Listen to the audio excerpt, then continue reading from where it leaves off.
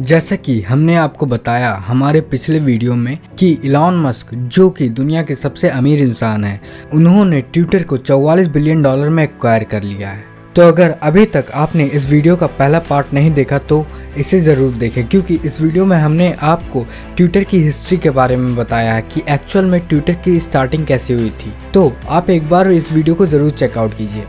तो अब हम आते हैं आज के हमारे मेन टॉपिक पे कि एक्चुअल में इलॉन मस्क ने ट्विटर को क्यों खरीदा। वैसे तो इलॉन मस्क का कहना है कि उन्होंने ट्विटर को इसलिए खरीदा जिससे कि वे ह्यूमैनिटी की हेल्प कर सके और ट्विटर को खरीद कर वे फ्री स्पीच को सपोर्ट करेंगे। साथ ही साथ उन्होंने ये भी कहा कि ट्विटर पे जितने भी बायसनेस हैं उसे वो हटाएंगे।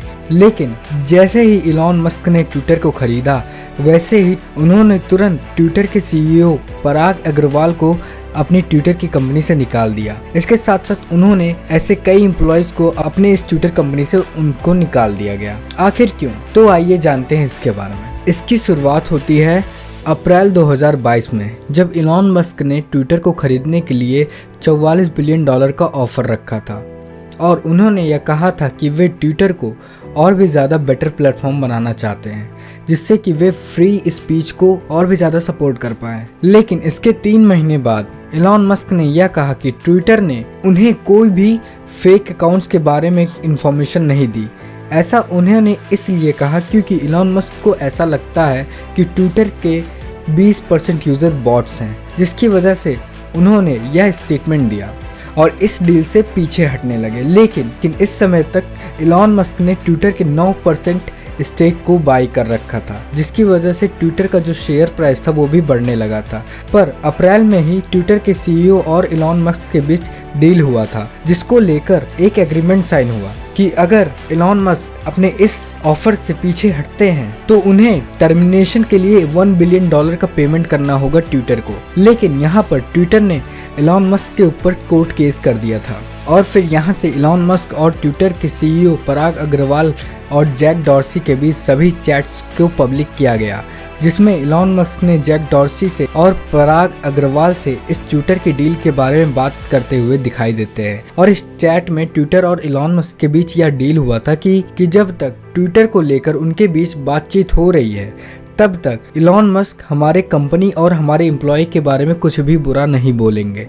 लेकिन जब इलॉन मस्क ने ये कहा था कि आपके इस प्लेटफॉर्म पर लगभग 20% जो यूज़र्स हैं वो बॉट्स हैं, तो इसके जवाब में पराग अग्रवाल ने इलॉन मस्क को यह ट्वीट करके यह कहा था कि वे बॉट्स को लेकर एक्सटर्नल चेकिंग नहीं करा सकते क्योंकि यहाँ पर यूज़र्स की प्राइवेसी को खतरा हो सकता है। इस पर इलॉन मस्क ने एक पॉटी की इमेजी के साथ पराग अग्रवाल को रिप्लाई दिया था, जो कि इस डील को वायलेट करता था, मतलब कि इस डील के खिलाफ था, जिसकी वजह से ट्विटर ने इलॉन मस्क के ऊपर केस किया था। और अब ट्विटर यह चाहता था कि इलॉन मस्क इस डील को क्लोज करे, मतलब कि इस डील को पूरा करे। इसीलिए उन्होंने इलॉन मस्क पर केस किया और कहा कि इलॉन मस्क डील से अनसर्टेनिटी दिखा रहे हैं, उससे कंपनी की परफॉर्मेंस पर असर पड़ेगा और हमारे रेवेन्यूज भी यहाँ पर नीचे गिरने लग रहे हैं, ऐसा ट्विटर ने कहा था। और फिर उसके बाद इलॉन मस्क ने भी ट्विटर पर केस कर दिया और कहा कि ट्विटर ने अपनी सारी डिटेल्स को पब्लिक नहीं किया और इन्होंने अपने इन्वेस्टर को मिसलीड किया फेक अकाउंट्स का नंबर को बताकर। और फिर इलॉन ने एक और टर्मिनेशन लेटर भेजा ट्विटर को,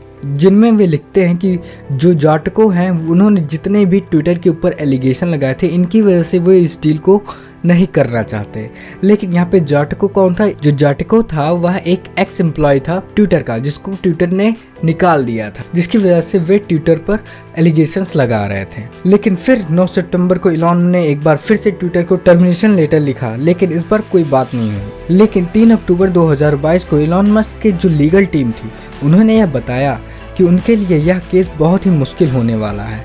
और फिर इलॉन ने अगले दिन ही, मतलब कि 4 अक्टूबर को ही ट्विटर को लेटर लिखते हुए कहा कि उन्होंने जो ऑफर रखा था ट्विटर को बाय करने का वह अब भी एप्लीकेबल है, क्योंकि 6 अक्टूबर को इलॉन मस्क को कोर्ट में पेश होना था। इसीलिए उन्होंने फिर से इस डील को एप्लीकेबल बनाया और देखते ही देखते 27 अक्टूबर को इलॉन मस्क ने ट्विटर को $44 बिलियन में खरीद लिया। और ट्विटर को बाय करते ही उन्होंने सीईओ पराग अग्रवाल को उन्होंने ट्विटर से निकाल दिया और साथ ही साथ उसके साथ कई एम्प्लॉयज़ को भी मेल करके उन्होंने फायर कर दिया। फायर मतलब कंपनी से उनको निकाल दिया गया। एक रिपोर्ट के हिसाब से यह माना जाता है कि इलॉन मस्क लगभग 50% की जो वर्कफोर्स है उसे वो कम करना चाहते हैं ट्विटर में, और साथ ही साथ ट्विटर में इसके साथ कई और भी बदलाव वे लाना चाहते हैं। जैसे कि उन्होंने ट्विटर वेरिफिकेशन बैजेस के लिए $8 पर मंथ चार्ज करना शुरू कर दिया है, क्योंकि वे ऐसा चाहते हैं कि जो वेरिफिकेशन बैच है वो हर कोई अप्लाई करके उससे बाय कर सकता है। और साथ ही साथ उन्होंने